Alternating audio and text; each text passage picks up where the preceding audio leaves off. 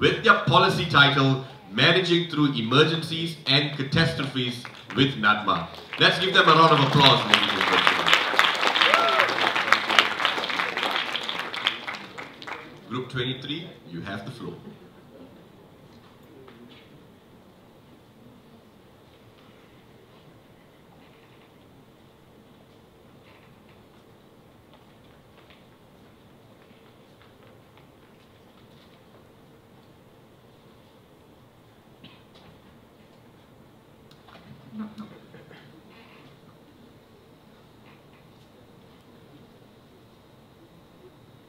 Warm greetings and a very good morning to our respectful and honorable panel of juries and audience.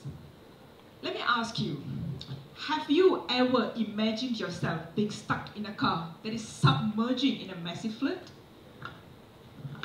Can you visualize yourself stuck in high-rise building almost going to collapse after being hit by tsunami? So next, what are we supposed to do? Are we prepared for the initial response? The National Disaster Management Agency, NADMA, is directly under Prime Minister Office. It's an empowered body which is handling the disaster management in Malaysia. The name of policy is National Security Council Directive number 20. Although this policy had been in existence for several years, let us recall the chaotic situation and the negative critics against NADMA which happened after the Selangor massive flood last year. Some of those sound like... Where were NADMA during the initial response? That is the misconception on the understanding of the existing policy. NADMA is a centrally acting agency that gives directions. It is an instructor, not an executor that comes to the ground. Next question. Why were delayed in NADMA for the initial response? Again, wrong perspective. Below the central level, they are state levels and district level. The initial response and the ground actions will be purely under the district levels, which is commanded by the district officers, not by NADMA. Wait. What about NGO and NGI? Why they were delayed in response for navigating for the recovery phase? The flood evacuation centers had to strictly comply to the SOPs of the ongoing COVID-19 pandemic. During then, these NGOs and NGIs were not well trained to apply such SOPs. Now, our recommendations here will fill up the policy gaps and rectify the existing weaknesses in the current policy. Number 1, community engagement. During a disaster or flood, our community tend to be unprepared, loss of track and helplessness. This leads to delay in first aid response, which leads to increase in injury and loss of life. Furthermore, our community tend to solely depend on government agency for your first response. Here we go, community engagement. Okay, firstly, we need to engage a community disaster risk management program, which also we call CBDRM. Alright, CBDRM empower our community, not only increase in knowledge, awareness, but risk mapping, sharing of experience and evaluation. A journal cited by SIM in 2017 shows that CBDRM programs empower community, increase their knowledge in facing disaster, which reduce in loss of life. Another journal cited by SIM in 2013, Sri Lanka, shows that CBDRM program motivates our community in empowering disaster. Next. Recommendation number 2, school-based preparedness education. We truly adore the existing policy, Look East policy, which was introduced in 1982. The policy is actually mainly, look at Japan, for example. Japan is one of the leading country which is excellent in their disaster management. They have spaced out into categories. Category number one is at a primary school level. They teach how to recognize the disasters and public work. Category number 2 at junior high school. They teach post-disaster management such as first aid. Category number 3, secondary high school. They teach volunteerism. They teach the disaster preparedness. Hence, we can adopt their education system to our existing syllabus, such as in Pendidikan Jasmani at primary school level and Kemahiran Hidup at junior high school level, and civic education in secondary high school level. And the third recommendation is the establishment of digital alert application using the digital technology. As we know, we have in place our mySejahtera application, very user-friendly and very accessible. Now, we can actually incorporate this digital alert application into the mySejahtera. For example, we need to know that inside this mySejahtera app, there is a tracer element called mySJ Tracer. This uses a Bluetooth low energy where it can detect close proximity people and alert them when they come into contact with the COVID-19 patient. Is that not smart enough? And this application can later on be developed into a super app which can be themed as Keluarga Malaysia Digital App. As a conclusion, we need to know that the economic loss that we suffered last year during the flood was 5.3 to 6.5 billion ringgit. The feasibility of our recommendation is clearly stated. To end this, we would like to say that we care because we are Malaysians and we love Mother Nature. Thank you.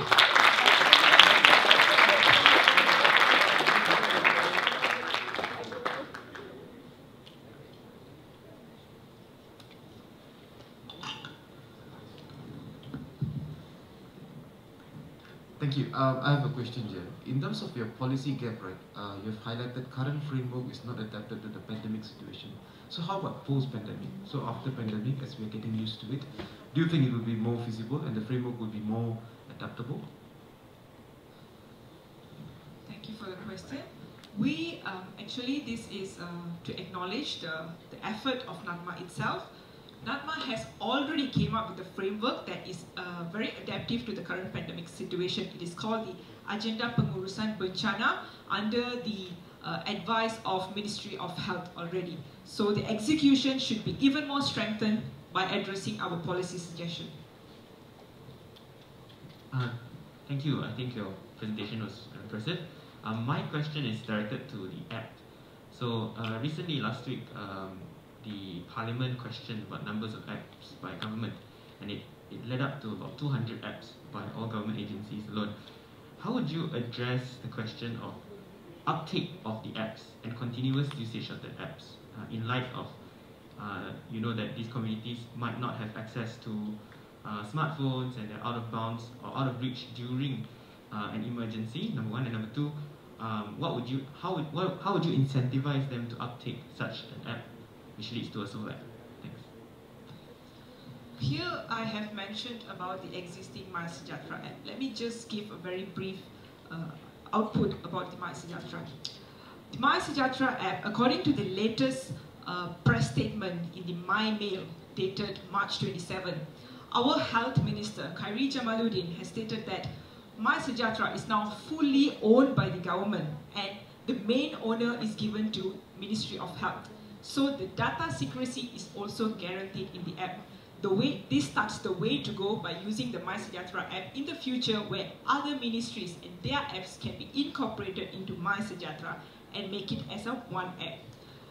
We also have the implementation by the MCMC, Ministry of Communication and Multimedia Commission, where in 2019 May, they have proposed a proposal where we would like to go forward to introduce a national identity, which is actually a Malaysian digital IC.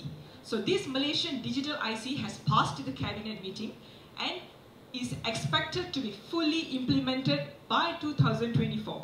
So another way to go, another future directive is that this mySejahtera can come into incorporation with the national identity IC. And that IC is a very basic thing for every population, every citizen to carry with them. So that is one perspective to look at the way to go. Thank you. I have one more question. If you talk about disaster, now it's always related to the climate change impact. And this also has been spelled out in your presentations. My question is, now you are talking about the Sendawa framework on disaster reduction. So, is there any suggestion that is there any thought about to integrate DDR, disaster reduction, and also the climate change adaptation? Thank you for the question. As we know, the National Security Council Directive number 20, the base for this act is adapted from the Sendai Framework for Disaster Risk Reduction. That is the base framework. And there is also a lot of input from the AADMER, the ASEAN Agreement of Disaster Management and Emergency Response. This has been in place, and it is a very well executed agreement and policy making in place already. The problem that arose, especially in the recent flood, is we did not expect such a big magnitude, where we only understood later that everything is already in place, but the execution was not strengthened. So instead of doing so much to develop something new, we should strengthen what is already in existence. And another way to look forward is, of course, something that we need to look into is the climatic change, which is beyond our control. We know that because of the global warming, we should anticipate more disasters and more massive disasters that can affect Malaysia. So another way to go about it is how we can handle these kind of changes. For example, building a sustainable community, increasing the competency of the people in the commanding level, at the ground level, in resoluting disasters. Thank you.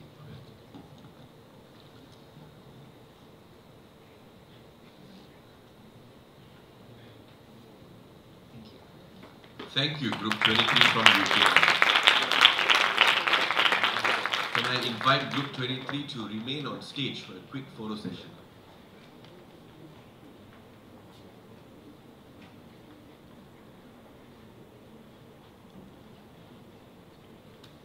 Very sorry to interrupt. We would like to take this opportunity to acknowledge and appreciate the special officer from NADMA itself who is responsible for the operational division, Mr. Satya. Thank you.